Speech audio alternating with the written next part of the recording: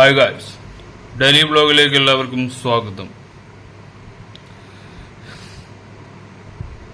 ഇന്നത്തെ നമ്മുടെ ടോപ്പിക്ക് മലയാള സിനിമയിലെ വലിയൊരു ചലച്ചിത്ര വ്യവസായ മാഫിയ ഭരിക്കുന്നുവെന്ന അധികാര ദുരുപയോഗം, ലൈംഗിക ചൂഷണം തുറന്നു കാട്ടുന്ന ജസ്റ്റിസ് ഹേമ കമ്മിറ്റി എന്ന,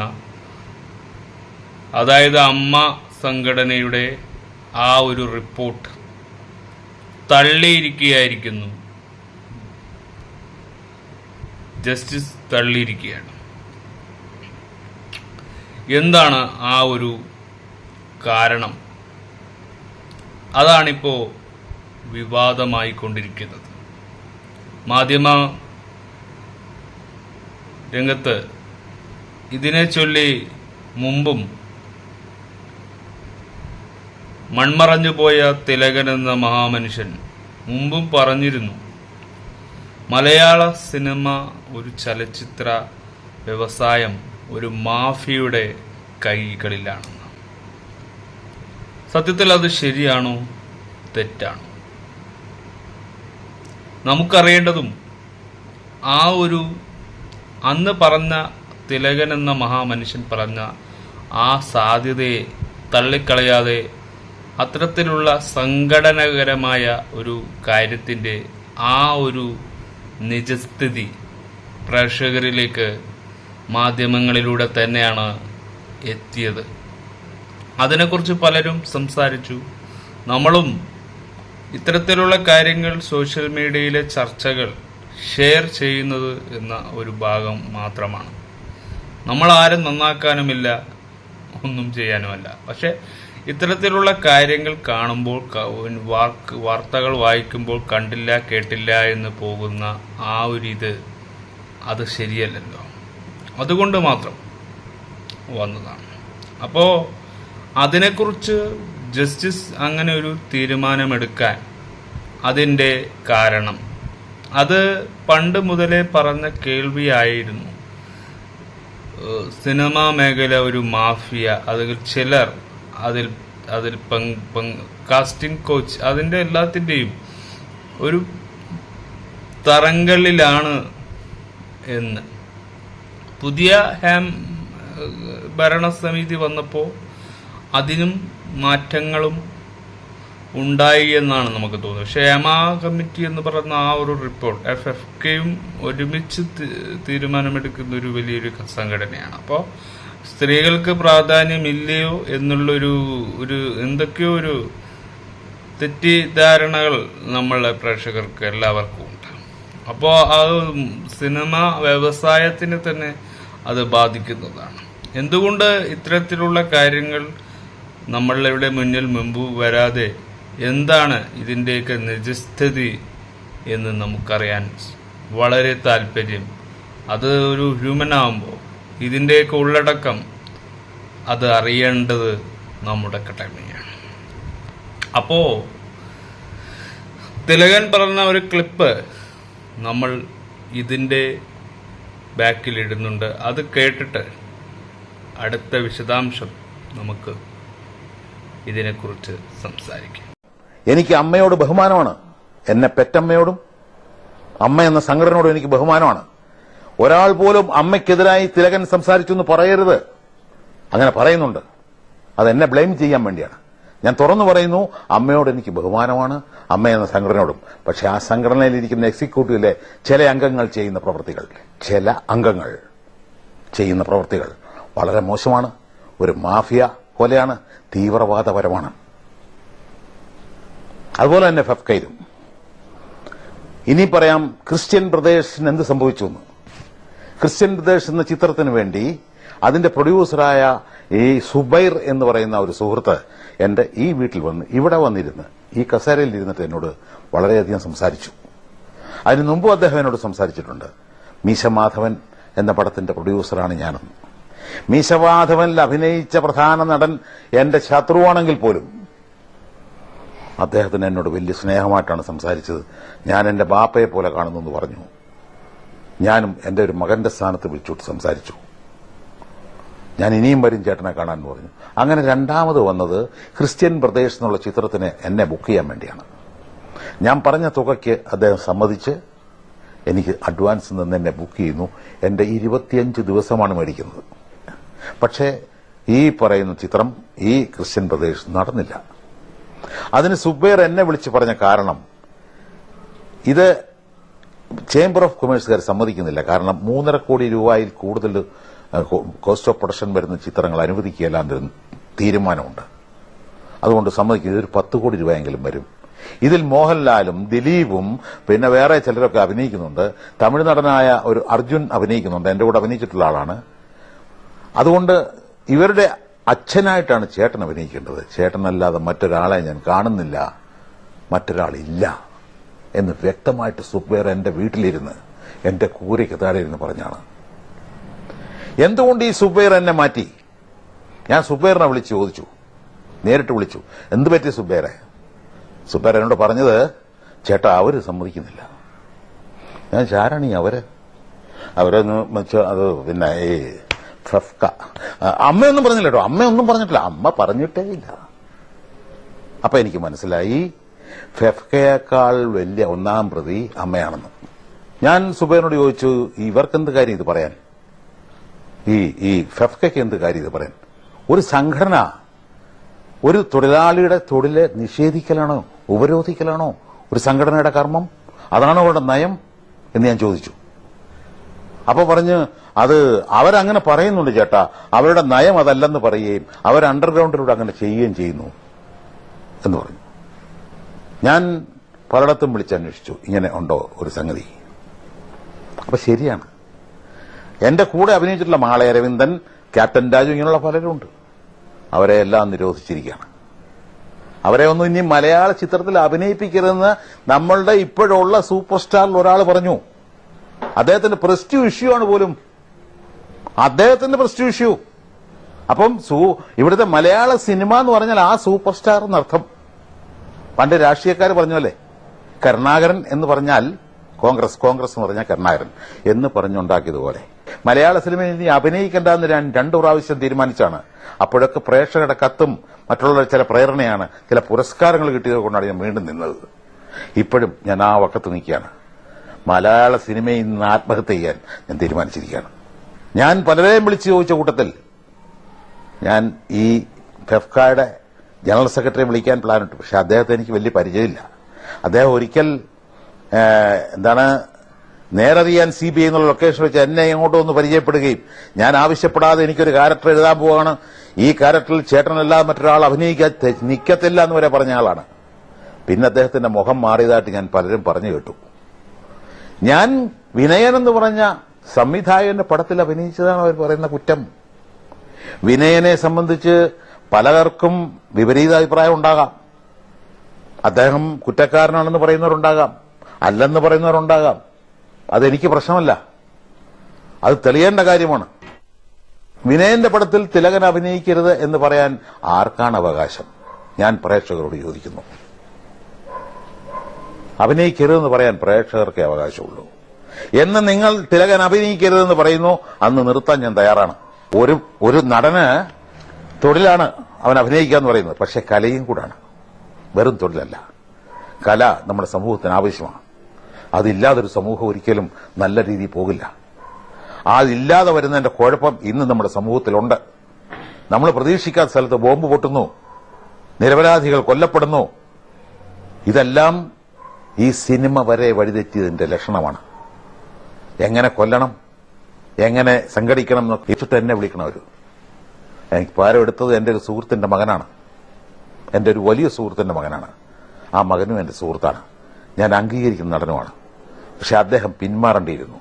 പണ്ട് സുകുമാരനെ ഇതുപോലെ അമ്മ വിലക്കിയപ്പോ എനിക്ക് ഒരു ചാൻസ് വന്നു, സുകുമാരൻ അഭിനയിക്കേണ്ടതാണ്. ഷൂട്ടിംഗ് തുടങ്ങി 2 ദിവസം കഴിഞ്ഞപ്പോൾ എന്നെ വിളിച്ചു. ഞാൻ ചോദിച്ചു, എന്താണ് ഇപ്പൊ വിളിച്ചത്? അത് എന്റെ പൊന്നു ചേട്ടാ ഒന്നും പറയരുതേ, ഞങ്ങൾ സുകുമാരൻ സാറിനെ ബുക്ക് ചെയ്താണ്, അദ്ദേഹത്തെ വിലക്കിയിരിക്കുക. ഞാൻ അവിടെ ചോദിച്ചു, പറഞ്ഞു ഞങ്ങളാരും വിലക്കിയില്ല, പക്ഷെ ഇവിടെ വിലക്കിയിരിക്കുകയാണ്. അങ്ങനെ അദ്ദേഹത്തിന് പകരം ഞാൻ അഭിനയിക്കാമെന്ന് ഞാൻ സമ്മതിച്ചിട്ട് ഞാൻ പറഞ്ഞു, സുകുമാരനെ ഞാനൊന്ന് വിളിച്ചു ചോദിക്കട്ടെ, അത് കഴിഞ്ഞ് പറയാമെന്ന്. ഞാൻ സുകുമാരനെ വിളിച്ചു. അദ്ദേഹം എന്നോട് പറഞ്ഞത്, ചേട്ടൻ അഭിനയിച്ചു.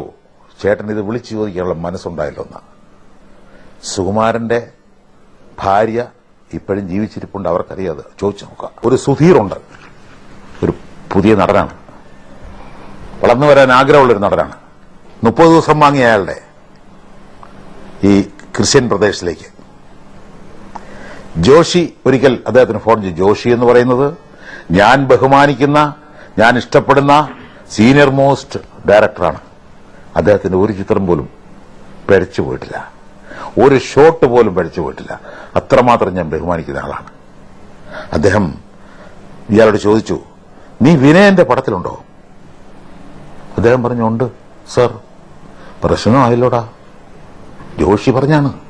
ജോഷി ആരെ ഭയപ്പെടുന്നു? എനിക്ക് മനസ്സിലാകുന്നില്ല. ഒരു സംവിധായകനോടെ ഭയപ്പെടണോ ആരെങ്കിലും? ഒരു കലാകാരനാണ് സംവിധായകൻ. കലാകാരന് സ്വാതന്ത്ര്യം വേണം, മാനസികമായ സ്വാതന്ത്ര്യവും അല്ലാത്ത സ്വാതന്ത്ര്യവും വേണം. ഇന്ത്യൻ ഭരണഘടനയെ പറഞ്ഞ സ്വാതന്ത്ര്യം വേണം. ആരെങ്കിലും ഭയപ്പെട്ടൊരു പടം ചെയ്യാൻ ഒക്കില്ല. പടം ചെയ്യുന്നവൻ ഭയപ്പെടാതെ ചെയ്യണം. ആ ജോഷിയാണ് ചോദിച്ചത്, നീ വിനയന്റെ പടത്തിൽ അഭിനയിച്ചൂടാ? പ്രശ്നമായല്ലോ. ഉണ്ണികൃഷ്ണൻ തിലകനെ കട്ട് ചെയ്തു. ഉണ്ണികൃഷ്ണൻ എന്ന് പറയുന്ന ആള്, ഞാൻ നേരത്തെ പറഞ്ഞ വ്യക്തി ബി ഉണ്ണികൃഷ്ണൻ എന്ന് പറയപ്പെടുന്ന ആളാണ്. അദ്ദേഹം പറഞ്ഞിരിക്കുന്ന തിലകനെ കട്ട് ചെയ്തു, പിന്നെയാണോടാ നീ ചുറ്റുപാട് നടക്കുന്നതൊന്നും നീ അറിയുന്നില്ലടാ എന്ന്. ഞങ്ങളിതൊക്കെ തീരുമാനിച്ചിരിക്കുക. ഫെഫ്കയുടെ ജനറൽ സെക്രട്ടറിയാണ് ഈ പറഞ്ഞിരിക്കുന്നത്. ഞാൻ അറിഞ്ഞതാണ്, പറഞ്ഞില്ലെന്ന് എനിക്ക് അറിഞ്ഞുകൂടാ കേട്ടോ. ഇനി ജനറൽ സെക്രട്ടറി എന്റെ മെക്കെട്ട് കയറാൻ വരരുത്. വന്നാൽ എന്നെ കൊണ്ട് പറ്റുന്ന പോലെ ഞാനും നോക്കും. അദ്ദേഹം പറഞ്ഞിട്ടുണ്ട് ശാരീരികമായി നേരിടുമെന്ന്.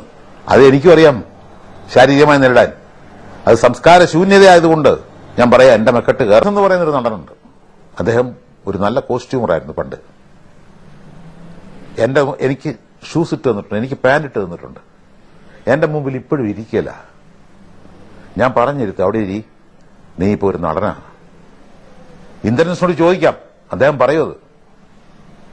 ആ ഇന്ദ്രൻസ് അണ്ണാറക്കണ്ണൻ തന്നാലായ എന്നുള്ള പടത്തിൽ ഞാൻ ഒരു ദിവസം വർക്ക് ചെയ്തിട്ടുണ്ട്. ഒരു 2 സീൻ. അന്ന് അവിടെ വന്ന് കരയുന്നത് ഞാൻ കണ്ടു. എന്തിനാണ് അയാൾ കരയുന്നത് എനിക്ക് മനസ്സിലായില്ല. ഞാൻ കരഞ്ഞില്ല സാറ്. ആദ്യമൊക്കെ ഒഴിഞ്ഞു മാറാൻ ശ്രമിച്ചെങ്കിലും ഞാൻ പറഞ്ഞു, ഞാൻ കണ്ടല്ലോ നീ കരയുന്നത്. അത് ചില മാനസിക പ്രയാസങ്ങളൊക്കെ ഉണ്ടായതാ സാറേ, കരയാച്ചിൽ വന്നുപോയി. എന്താണ്, ഞാനൊരു 25,000 രൂപ ഞാൻ ഈ വിനയന്റെ ഇന്ന് അഡ്വാൻസ് മേടിച്ചതാണ്. അന്നേരം അവിടുന്ന് ഇവിടുന്നൊക്കെ എന്നെ വിളിച്ചു പറഞ്ഞു, അഭിനയിക്കരുത്, പോയി അഭിനയിച്ചാൽ കുഴപ്പമാണ്, നിന്നെ ഉപരോധിക്കും, മറ്റാ മരിച്ചെന്നൊക്കെ പറഞ്ഞു. എനിക്ക് ജീവിക്കേണ്ട ചേട്ടാ, ഞാൻ വളരെ താഴെ നിന്ന് വളർന്നു വരുന്നവനാണ്. അതിന് ഞാൻ എന്ത് ചെയ്യും? ഞാൻ ഏറ്റവും കൂടുതൽ ബഹുമാനിക്കുന്ന ആൾക്കാരോട് എനിക്ക് നീതികേട് കാണിക്കേണ്ടി വരുന്നല്ലോ എന്ന് വിചാരിച്ചാൽ കരഞ്ഞാണ്. ഇന്ദ്രൻസ് വളരെ കറക്റ്റാ പറഞ്ഞത്. അങ്ങനെ പലരെയും ബുദ്ധിമുട്ടിച്ചുകൊണ്ടാണ് ഇവിടെ ചില മാഫിയ സംഘങ്ങൾ സിനിമ ഉണ്ടാക്കുന്നത്. അപ്പോ ഈ ഹേമ കമ്മിറ്റി എന്ന് പറയുന്നത് ന്യൂഡൽഹി മലയാള ചിത്ര മേഖലയിൽ സ്ത്രീകളുടെ അവസ്ഥയെക്കുറിച്ചുള്ള justice K Hema committee report, അങ്ങനെ ഒരു റിപ്പോർട്ടുണ്ട്. അതായത് പുരുഷ മേധാവിത്വ മേഖലയിലെ ആഴത്തിലുള്ള പ്രശ്നങ്ങളെക്കുറിച്ച്, അതായത് നമുക്കുള്ള പ്രശ്നങ്ങളെക്കുറിച്ചും ഞെട്ടിക്കുന്ന വെളിപ്പെടുത്തലുകളാണ് അതിൽ നടത്തിയത്. തിങ്കളാഴ്ച പുറത്തിറക്കിയ വർഷങ്ങളായി മുടങ്ങിക്കിടന്ന റിപ്പോർട്ടാണ് വ്യവസായത്തിൽ ജോലി ചെയ്യുന്ന സ്ത്രീകളുടെ വേദനാജനകമായ അനുഭവങ്ങളിലേക്ക് വെളിച്ചം വീശുന്ന, സ്ത്രീകൾക്ക് ശത്രുതാപരമായ അന്തരീക്ഷം സൃഷ്ടിക്കുന്ന മുൻനിര അഭിനേതാക്കളും സംവിധായകരും നിർമ്മാതാക്കളും ഉൾപ്പെടുന്ന ഒരു മാഫിയയാണ് വ്യവസായത്തെ നിയന്ത്രിക്കുന്നത്. ഇത് ശരിയാണ്. നമ്മളിത് കേൾക്കുന്നതും കാണുന്നതും സത്യസന്ധമായ അറിവുകളാണെങ്കിൽ ഇതിൻ്റെയൊക്കെ ഉത്ഭവം എവിടെ നിന്നാണ്? ആരാണ് ഇതിനെയൊക്കെ? നമ്മൾ സിനിമ എന്ന് പറയുന്ന ആ ഒരു വലിയ വ്യവസായ മേഖല, വലിയ സംഘടന, നമ്മളെന്നും അവരെ എന്നും ബഹുമാനിച്ചതാണ്. രാഷ്ട്രീയക്കാരെ പോലെ തന്നെയാണ് നമുക്ക് സിനിമ രണ്ട് വശങ്ങളാണ്. രണ്ടിൻ്റെയും രണ്ട് സംയോജിപ്പിക്കുന്ന രണ്ട് പൊളിറ്റിക്സ് അതിലുമുണ്ട് ഇതിലുമുണ്ട്. ഇല്ല എന്നൊന്നും പറയുന്നില്ല. പക്ഷെ അത് ഇത്തരത്തിലും ഭീകരമായിരുന്നു എന്നാണ്. മാഫിയ തലവന്മാരുടെ ഒക്കെയാണെന്ന് പറയുമ്പോൾ അത് വലിയ വലിയ വലിയ കാര്യങ്ങളിലേക്കാണ് നമ്മൾ കാണാനെത്തുന്നത്. ബാക്കി കൂടി നമുക്ക് വായിക്കാം. മാഫിയയാണ് വ്യവസായത്തെ നിയന്ത്രിക്കുന്നു എന്ന് റിപ്പോർട്ട് ചെയ്ത് പറയുന്നു. മലയാള സിനിമാ മേഖലയിൽ സ്ത്രീകൾക്ക് നേരിടുന്ന ആ ഒരു വെല്ലുവിളിയാണ്. സ്ത്രീകൾ നേരിടുന്ന വെല്ലുവിളിയെ കുറിച്ചാണ് അന്വേഷിക്കാൻ 2017 രൂപീകരിച്ച് കമ്മിറ്റി നിരവധി അഭിനേതാക്കളുടെ സാക്ഷ്യങ്ങൾ കേട്ട് നെട്ടിപ്പോയി. സ്ത്രീകളുടെ അഭിനേതാക്കളുടെ സാക്ഷ്യങ്ങൾ കേട്ട് നെട്ടിപ്പോയി. 2017 ഓരോ സിനിമയ്ക്കുമായി രൂപീകരിക്കുന്ന ഇന്റേണൽ കംപ്ലൈന്റ്സ് കമ്മിറ്റിയുടെ കാര്യക്ഷമതയില്ലായ്മ എടുത്തു കാട്ടുന്ന റിപ്പോർട്ടാണ്. വ്യവസായ മേഖലയിൽ സ്ത്രീകളുടെ താൽപര്യങ്ങൾ സംരക്ഷിക്കാൻ പുതിയ മാർഗങ്ങൾ കണ്ടെത്തണമെന്നത് സംസ്ഥാന സർക്കാരിനോട് ആവശ്യപ്പെടും. അതാണ് ഈ ഒരു സംഘടനയിൽ ഉണ്ടാകുന്ന പാളിച്ചകളും അതിൻ്റെ ഒരു ഫലമായിരിക്കാം. മുമ്പ് തിലകൻ എന്ന് പറയുന്ന ആ മഹാനടൻ അമ്മയെ എതിർത്തതും അമ്മയെ ചില അംഗങ്ങളെ ഇഷ്ടമില്ല എന്ന് പറഞ്ഞതും ആ ഒരു പ്രശ്നത്തിലായിരിക്കാം. എന്താണെന്ന് നമുക്കറിയില്ല. കാരണം അത് തെളിയിക്കേണ്ടത് അമ്മയും ഒക്കെയും സംഘടനകളും ഒന്നിച്ച് അത് അവരുടെ പേഴ്സണൽ മാത്രമാണ്. പക്ഷെ നമുക്കിവിടെ ഇതൊരു വിവാദവും ഒക്കെ ആകുന്ന ഒരു നിമിഷത്തിലേക്ക് നമുക്കിത് ചർച്ച ചെയ്യാതെ വയ്യ. ഇപ്പോൾ സോഷ്യൽ മീഡിയ ഏറ്റെടുത്തതുകൊണ്ട് നമ്മളത് ചർച്ച ചെയ്യുന്നു, അതിനെക്കുറിച്ച് നമ്മൾ നിങ്ങളിലേക്ക് ഷെയർ ചെയ്യുന്നു. അപ്പോൾ സിനിമയിലെ എല്ലാ സ്ത്രീകൾക്കും ഈ അഭിപ്രായത്തിൽ പീഡനമായ തുടക്കം പണ്ട് മുതലേ ആരംഭിക്കുന്നുണ്ട്. പ്രൊട്ടക്ഷൻ കൺട്രോൾ അല്ലെങ്കിൽ സിനിമയിൽ അഭിനയിക്കുന്ന, അതായത് സിനിമാ തൊഴിലാളികൾ എന്നൊക്കെ പറയാം, അതായത് സിനിമയിലെ പിന്നോക്കന്മാർ, ഒന്നും അറിയപ്പെടാതെ നിൽക്കുന്നവർ, അവരുടെയൊക്കെ ആ അവസ്ഥ വളരെ ശോകകരമാണെന്ന് പറയുന്നുണ്ട്.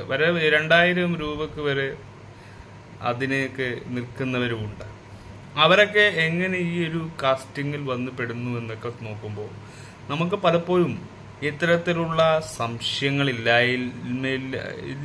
കാരണം അത്തരത്തിലുള്ള കോച്ചുകൾ എങ്ങനെ നടക്കുന്നു, എന്തൊക്കെയാണ് അതൊക്കെ ഒരു വിവാദങ്ങൾ തന്നെയാണ്.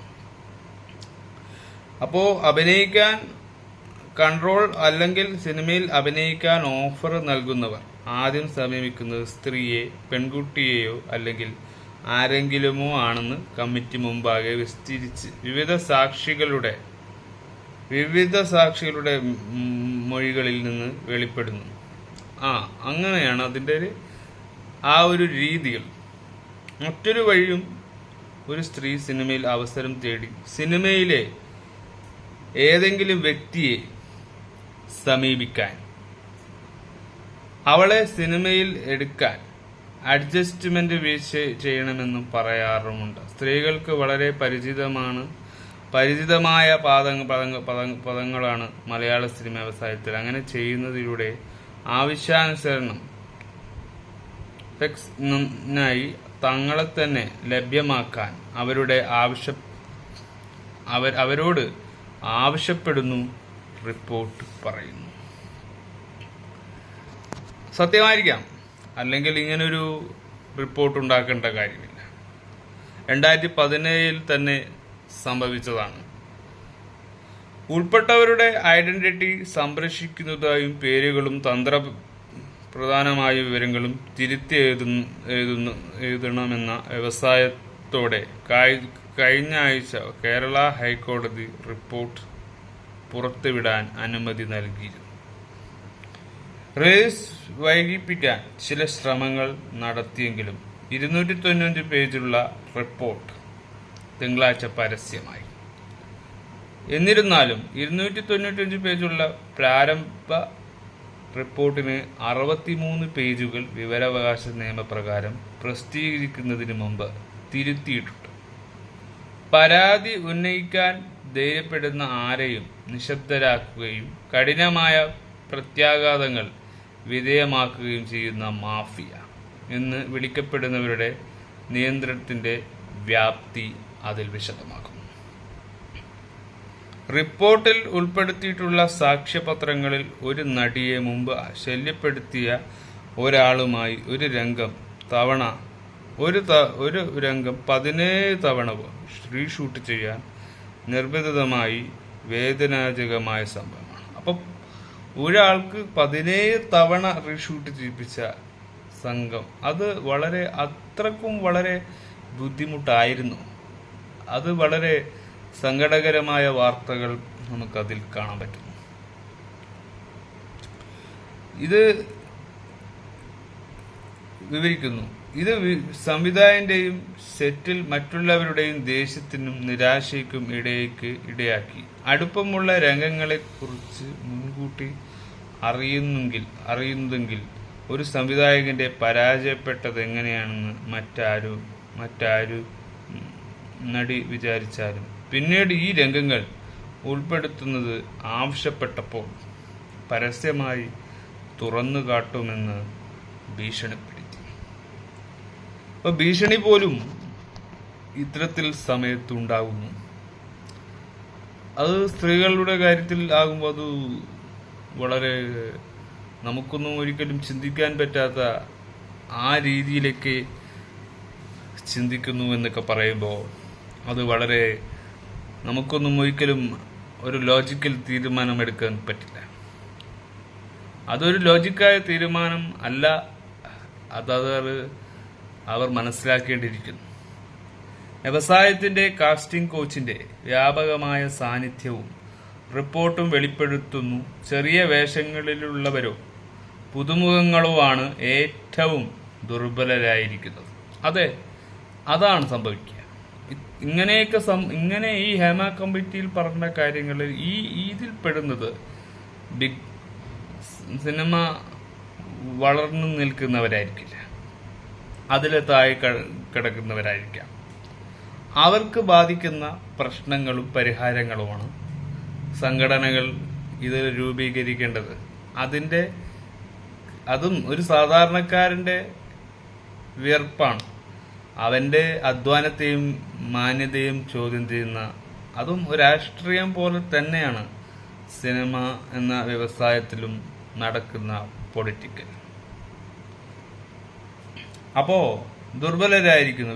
വേഷങ്ങൾക്ക് പകരമായി തങ്ങളുടെ അന്തസ്സിൽ വിട്ടുവീഴ്ച ചെയ്യാനും സമ്മർദ്ദം വനിതാ അഭിനേതാക്കൾ നേരിടേണ്ടി വരാറുണ്ടെന്ന് ചിലർക്ക് ചൂഷണത്തിനെതിരായ സംരക്ഷണത്തിനും കുടുംബാംഗങ്ങളെ സെറ്റിലേക്ക് കൊണ്ടുവരേണ്ടതിന്റെ ആവശ്യകത പോലും ഉണ്ടെന്ന് റിപ്പോർട്ട് പറയും. അതെ, ചിലരുടെയൊക്കെ നിജസ്ഥിത അവസ്ഥ ഇത്തരത്തിലുള്ള മോശമായ ഓരോരുടെയും പെരുമാറ്റങ്ങൾ, അതാണ് നമ്മളെയൊക്കെ ഒന്ന് ഭീതിപ്പെടുത്തുക. പക്ഷെ സിനിമാ സംഘടനകളിൽ ഇത് മുമ്പേ ഉണ്ടാകുന്നതാണ്. നമ്മളിത് ആദ്യം കേൾക്കുന്നതോ മുമ്പും ഇതുപോലുള്ള പല തർക്കങ്ങൾ, ഈ അമ്മ എന്ന സംഘടനക്ക് പേര് മാത്രമാണ്. പക്ഷെ അതിൻ്റെ ഉള്ളിൽ നടക്കുന്ന എന്ത് കാര്യവും നമ്മൾ പുറത്തറിയാറില്ല. പബ്ലിക് അറിയാതെയാണ് അവിടെ നടക്കുന്ന എന്ത് കാര്യവും. അത് സത്യസന്ധമാണ്. കാരണം ഇപ്പോൾ എറിവ് നെഞ്ചിൽ കൊള്ളുമ്പോഴും ആ കൊള്ളുന്നത് എന്തുകൊണ്ടാണെന്നൊന്ന് ആലോചിക്കുമ്പോൾ നമുക്ക് മനസ്സിലാക്കാം. മീഡിയ എന്ന് പറയുന്നത് ഒരു പബ്ലിക് പ്ലാറ്റ്ഫോമാണ്. അവിടെ നിങ്ങൾ പബ്ലിക്കായിട്ട് തന്നെയാണ്. നിങ്ങൾ അഭിനയം പബ്ലിക്കാക്കുമ്പോൾ നിങ്ങളുടെ മനസ്സിലുള്ളതും നിങ്ങളുടെ ആ അമ്മയിൽ നടക്കുന്ന കാര്യത്തെക്കുറിച്ചും നമ്മൾ ബോധവാന്മാരാണ്. അത് അങ്ങനെയല്ല എന്ന് ചിന്തിക്കുന്നവരുണ്ട്. അവർക്കാണ് ഈ ഒരു മറുപടി. ആ മാഫിയ ഇത്രയും ഭീകരമാകുമ്പോൾ അതിനെ നമുക്ക് ഒന്ന് സംയോജിപ്പിച്ച് നിർത്തിയല്ലേ പറ്റൂ. അതാണ് നമ്മൾ തിരഞ്ഞെടുക്കേണ്ട വഴികൾ. അത് സിനിമ സംഘടനകൾക്ക് മാത്രം ഉള്ള അവർ തന്നെ അതിന് ഒരു ന്യായീകരണം കണ്ടെത്തേണ്ടതാണ്.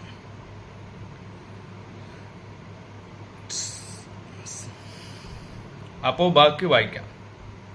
ആവശ്യകത പോലും ഉണ്ടെന്ന് റിപ്പോർട്ടിൽ പറയുന്നു. രാത്രിയിൽ സ്ത്രീകളുടെ വാതിലുകൾ മുട്ടുന്നു.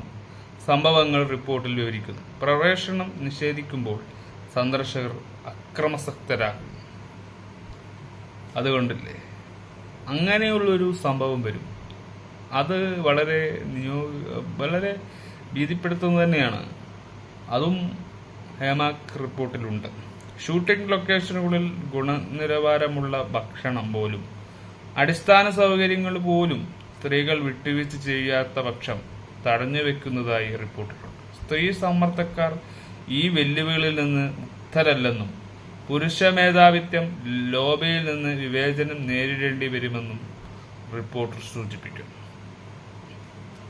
വളരെ നിസ്സഹായമായ റിപ്പോർട്ട് തന്നെയാണ്. സെറ്റിൽ ടോയ്ലറ്റ് സൗകര്യമോ വസ്ത്രം മാറുന്ന മുറിയോ ഇല്ലെന്നും പ്രത്യേകിച്ച് പല ഔട്ട്ഡോർ ലൊക്കേഷനിൽ ഷൂട്ടിംഗ് നടക്കുമ്പോൾ അത് വിദൂര സ്ഥലങ്ങളിലായിരിക്കും എന്ന് കമ്മിറ്റി മുമ്പാകെ പരിശോധിച്ചു.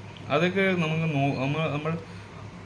നമ്മളതൊക്കെ വളരെ സൂക്ഷിച്ച് കൈകാര്യം ചെയ്യേണ്ട ശുചിത്വം. അത് നമുക്ക് എവിടെയും അതുപോലും ഭംഗികരമല്ല എന്ന് പറയുമ്പോൾ എന്താണ് അപ്പോൾ അവിടുത്തെ സാധാ അഭിനേതാക്കളുടെ അവസ്ഥ? അവർക്കും അവരുടെ പരാതികളിൽ പെട്ടത് ഒന്ന് തന്നെയാണിത്. അത് അംഗീകരിക്കണം. അത് സംഘടനയുടെ മാത്രം അവർ തന്നെ തീരുമാനിക്കേണ്ട ആ ഒരു നീതികേട്. അവർ തന്നെയല്ലേ ആ ഒരു കാര്യത്തെ തീർപ്പ് കൽപ്പിക്കേണ്ടത്. സ്ത്രീകളോടും പറഞ്ഞു. ഇപ്പോൾ അത് എന്താണ് ചെയ്തത്? പുറത്തെ ഷൂട്ടിങ്ങിനിടെ ടോയ്ലറ്റിൽ പോവാൻ സ്ത്രീകൾക്ക് തന്നെ അടുത്തുള്ള കാടുകളിലോ കുറ്റിക്കാടുകളിലോ പിന്നാലെ തടിച്ച മരത്തിലോ ഇടം കണ്ടെത്തും. എന്തൊരു അവസ്ഥയാണ്! അതും സ്ത്രീകൾക്ക് ഒരു സുരക്ഷിതമായ ടോയ്ലറ്റ് പോലും ഇല്ലെങ്കിൽ അതും നമുക്ക് അംഗീകരിക്കാൻ പറ്റുന്നതല്ല. ചില സമയങ്ങളിൽ വസ്ത്രം മാറുന്നതിനും ടോയ്ലറ്റിൽ പോകുന്നതിനോ സഹായിക്കുന്ന ഒന്നോ രണ്ടോ ആളുകൾ ചില തുണികൾ പിടിക്കുന്നു. സെറ്റിൽ വെള്ളവും ലഭ്യമാകാറില്ല, റിപ്പോർട്ട് കൂട്ടിച്ചേർത്തു. വെള്ളം എന്ന് പറയുന്നത് വെള്ളമില്ലാതെ മനുഷ്യനില്ല എന്ന് തന്നെയാണ്. അപ്പോൾ വെള്ളത്തിന് അതിൻ്റെ ബാഹ്യഫലങ്ങൾ, അത് നല്ല വെള്ളം കുടിച്ചില്ലെങ്കിൽ അത് എല്ലാവർക്കും പറ്റുന്ന ഒരു പൊരുത്തക്കേടാണ്. വെള്ളത്തോട് നമുക്ക് ഒരിക്കലും നമ്മുടെ തമാശ ഇറക്കാനോ അഭിനയം എന്നത് റിയാലിറ്റിയിൽ കൊണ്ടുവരരുത്. അത് അവരുടെ ജീവിതം വെച്ചുകൊണ്ട് റിയാലിറ്റിയെ ഉപയോഗിക്കരുത്. അത് സിനിമക്ക് ഗുണമാകാം, പക്ഷെ അവരുടെ ജീവിതത്തിന്, അവരുടെ ലൈഫ് ടൈമിനെ നിങ്ങൾ ഒരു വാല്യൂ കൊടുക്കണം. ഈ റിപ്പോർട്ട് വ്യവസായത്തിൽ ഒരു ഭയാനകമായ ചിത്രം വരയ്ക്കുന്നു. അതിന്റെ തിളങ്ങുന്ന പുറംഭാഗവും തിരശ്ശീലയ്ക്ക് പിന്നിലെ സ്ത്രീയുടെ നേരിടുന്ന പുരുഷ യാഥാർത്ഥ്യവും തമ്മിലുള്ള താരതമ്യം ചെയ്യുന്നു. 2019 സർക്കാരിന് സമർപ്പിച്ച റിപ്പോർട്ടിന്റെ പ്രകാശനം വൈകുന്നു. അതിന്റെ കണ്ടെത്തലുകൾ അടിച്ചമർത്താനുള്ള ശ്രമങ്ങളും സംശയവും ഉയർന്നു. റിലീസ് ചെയ്തിട്ടും ചില പേരുകളും നിർണായക വിശദാംശങ്ങളും ഒഴിവാക്കിയിട്ടുണ്ട്. ഇത് പ്രക്രിയയുടെ സുതാര്യതയെക്കുറിച്ചും ആശങ്കകൾ അംഗം കൂട്ടും. റിപ്പോർട്ടിലെ കണ്ടെത്തലുകൾ പരിഹരിക്കാൻ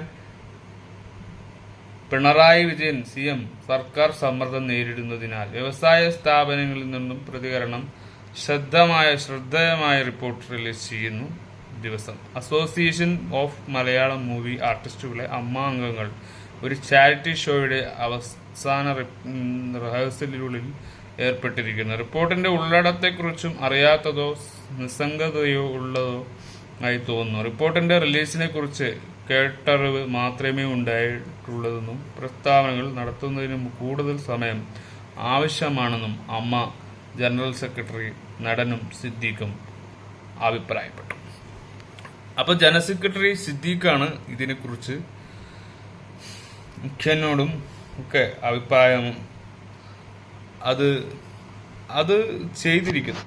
അപ്പോൾ അമ്മയുടെ പ്രതിസന്ധിയെക്കുറിച്ചുള്ള ആ ഒരു എഫ്കയും അമ്മയും ഒരുമിച്ചെടുക്കുന്ന തീരുമാനത്തെ നമുക്കത് എങ്ങനെ നേരിടണം എന്നാണ് നമുക്കറിയേണ്ടത്. റിപ്പോർട്ട് പ്രസിദ്ധീകരിക്കാൻ അനുമതി നൽകിയ കേരള ഹൈക്കോടതി സമീപകാല ഉത്തരവിനെ ചോദ്യം ചെയ്ത് നടി രഞ്ജിനി രംഗത്തെത്തിയതോടെ റിപ്പോർട്ടിന്റെ പ്രകർഷണവും വിവാദമായിട്ടുണ്ട്.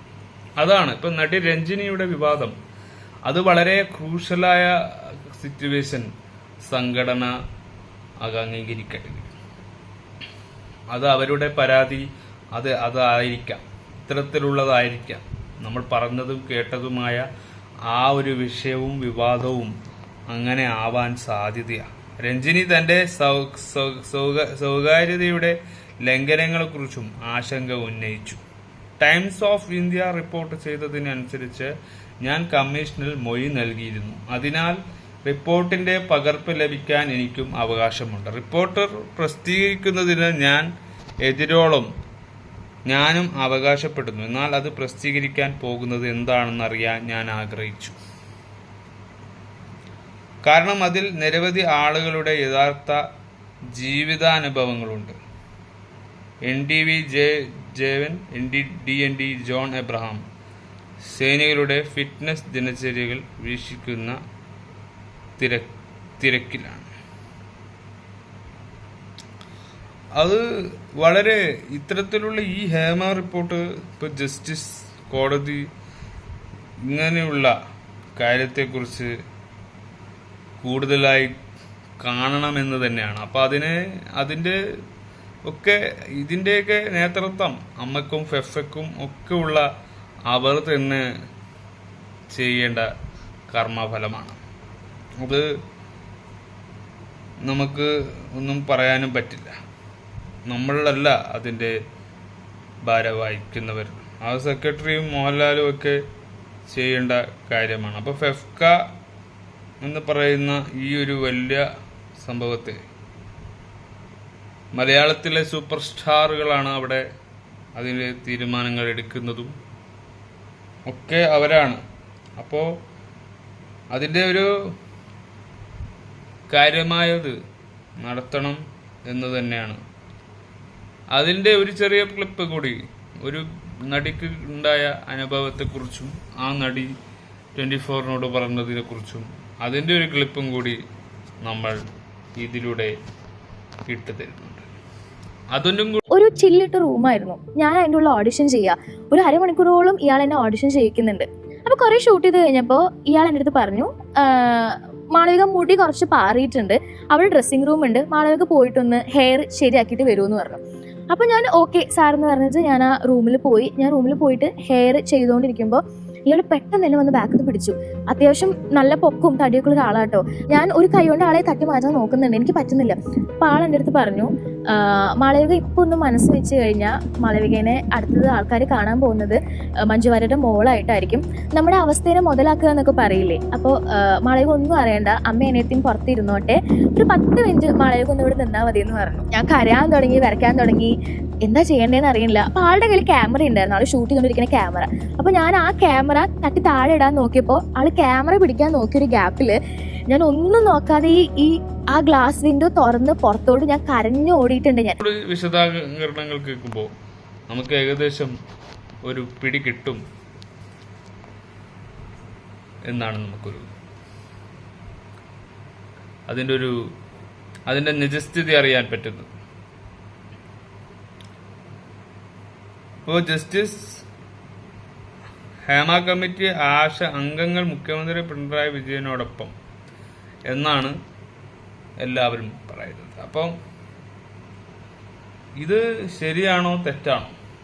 സംഘടനാപരമായി ചെയ്യുന്ന ഈ നമുക്കൊന്നും ഒരിക്കലും വിശ്വസിക്കാൻ പറ്റാത്ത രീതിയിൽ മാഫിയ തിലകൻ എന്ന് പറയുന്ന മഹാനടൻ മുമ്പ് പറഞ്ഞ കാര്യങ്ങൾ വാസ്തവമായി വരുമോ? അപ്പോൾ പഴയ കാലവും ഈ നമ്മൾ കൂട്ടിക്കഴിച്ചു വെച്ച കാര്യങ്ങൾക്ക് അതിപ്പോൾ ട്രോളാനും വിവാദമാകാനും അതൊരു കാര്യമാകുന്നുണ്ടോ? എന്തുകൊണ്ട് ഇതൊക്കെ സംഭവിക്കും? അപ്പോൾ അതിൻ്റെ നമ്മൾ വിശ്വസിക്കുന്നതും പലതും തെറ്റായ തീരുമാനങ്ങളാണോ? അമ എന്ന സംഘടനയിൽ എപ്പോഴും ബോഡികളും ജനബോഡികളും ഒക്കെ ചേരുന്നു, മീറ്റിംഗ് നടത്തുന്നു. എന്താണ് ഇതിൽ നിന്ന് അവരുടെ സുതാര്യ നേട്ടം? സാധാരണക്കാർ, ജനങ്ങൾ, പബ്ലിക്കിനെ ചതിക്കുന്ന, ഇപ്പൊ സുരേഷ് ഗോപി പറയുന്നത് കേട്ടു, ഇതൊന്നും നമുക്കൊന്നും കാണാൻ പറ്റില്ല, ഇതൊന്നും നമുക്ക് എത്തിപ്പെടാൻ പറ്റില്ല. ഞാനൊരു ന്യൂസ് ഇപ്പം വായിച്ചത്, ഒരു വീഡിയോ കേട്ടുള്ളൂ. അപ്പോ അതൊക്കെ നിസ്സാരമായി കാണുന്നു. അപ്പോൾ അത് തെറ്റല്ലേ എന്ന് നമുക്ക് പറയാൻ പറ്റില്ല. തെറ്റല്ല എന്നും തെറ്റാണോ എന്നും അവരോട് ചോദിക്കാൻ പറ്റില്ല എന്നാണ്. അപ്പോൾ അവരോട് കറക്റ്റായി ചോദിക്കാനുള്ള പബ്ലിക്കിന്റെ ആ പവറിനെയാണ് ഇല്ലാതാക്കുന്നത്. ഒരിക്കലും ഒന്നും മൂടി വെക്കുന്നില്ല, എല്ലാം തുറന്നു. ഈ കേരളത്തിലെ മഹാദുരന്തം വന്നിട്ടും ഒന്നും കുലുങ്ങുന്നില്ലെങ്കിൽ അതെന്താണ്? അതാണ് മനുഷ്യ മനസ്സിനെ അറിയുന്നവർക്ക് മനുഷ്യനെ ചതിക്കാൻ പറ്റില്ല എന്ന് ചരിത്രമുണ്ട്. അത് സത്യസന്ധമായ വേദവാക്യമാണ്. അതാണ് നമ്മൾ ഉൾക്കൊള്ളുന്നത്. അപ്പോൾ ചിലർ അവിടെ ബഹിഷ്കരിക്കപ്പെടുന്നുണ്ട് എന്നാണ് വിധിപ്പെടുന്ന വാർത്തകൾ, വിധിപ്പെടുത്തുന്ന വിവാദങ്ങളാണ്. അത് മൂടി വെക്കുന്നതാണ് അതിൻ്റെ ആ തിരിച്ചിപ്പോൾ കിട്ടുന്ന മറുപടി എന്ന് പറയേണ്ടി വരും. അപ്പോൾ അതൊക്കെ നമുക്കൊന്ന് ചിന്തിച്ച് നിൽക്കാൻ പോലും പറ്റില്ല. ഇങ്ങനെയൊക്കെ നടക്കുന്നുണ്ടോ? അപ്പോൾ ഇതിൻ്റെയൊക്കെ പിന്നാമ്പുറം കഥകൾ എന്തൊക്കെയായിരിക്കാം? ഇതിൻ്റെ പ്രേക്ഷകരുടെ കമൻസിൽ എന്തൊക്കെ ഇതിനെക്കുറിച്ച് വിവാദമായ അവരുടെ മനസ്സിലേക്ക് ഉൾക്കൊള്ളിച്ചിട്ടുണ്ടാകും. നമുക്കത് ഒരിക്കലും ചിന്തിക്കാൻ പോലും പറ്റുന്നില്ല. പ്രസ്താവനകളും പരാതികളും ഒക്കെ ഉണ്ടാകുമ്പോൾ അതിനെയൊക്കെ ഇവരെങ്ങനെ ഫേസ് ചെയ്യും? അതാണ് ഇനി ചിന്തിക്കേണ്ടത്. സംഘടനകളും രാഷ്ട്രീയങ്ങളും ഒക്കെ ഉണ്ടാകുന്ന ഒരു മേഖലയല്ല സിനിമ എന്ന് പറയാൻ പാടില്ല. എല്ലാ സംഘടനയ്ക്കും ഒരു രാഷ്ട്രീയമുണ്ട്. ആ രാഷ്ട്രീയത്തിന് മുമ്പിലെ പലതും കളിക്കുന്നുമുണ്ട്. പക്ഷെ എന്തിനു വേണ്ടി? ഇതൊക്കെ ആർക്ക് വേണ്ടി ചെയ്യുന്നു? ഇത് മാഫിയയുടെ തലപ്പത്തില്ലവർ ചെയ്യുന്ന മാത്രം പ്രക്രിയകളാണ്. അപ്പോൾ അതിൻ്റെ കൂട്ടെങ്ങനെയാണ്? അതാണ് തിലകൻ്റെ സംശയങ്ങളും ആ സംശയങ്ങൾ തീർപ്പില്ലാതെ പോയത്. അപ്പോൾ വിലമതിക്കാത്തത് എന്തോ ഒന്ന് അവസാനിപ്പിച്ചത് അതിൻ്റെ നിജസ്ഥിതി ആയിരിക്കുമോ? എല്ലാം ചോദ്യങ്ങളാണ്. ചോദ്യങ്ങളില്ലാതെ ഒന്നും ഉത്തരങ്ങൾ സൃഷ്ടിക്കപ്പെടുന്നില്ല. അതാണ് ഇത്. മീഡിയയാണ്. ഇതെന്തിനും ചോദിക്കപ്പെടുന്നതാണ്. അപ്പോൾ ഓൺലൈൻ മീഡിയ ആയാലും മാധ്യമത്തിലായാലും ഇത് വിവാദമാണ്. ഇതിപ്പോൾ ഐഡന്റിക്കായി വരുന്ന കാര്യമാണ്. അപ്പോൾ ചർച്ചകൾ ഇനിയും ഉണ്ടാവും. അതിൻ്റെ അപ്ഡേറ്റ്സ് എങ്ങനെയാണ്, എന്തൊക്കെയാണെന്ന് നമുക്ക് ഇനിയും കിട്ടുമ്പോൾ അതിൻ്റെ അപ്ഡേറ്റ് തരാം. ബാക്കി കാര്യങ്ങൾ അപ്പോൾ വിവരം അറിയിക്കാം.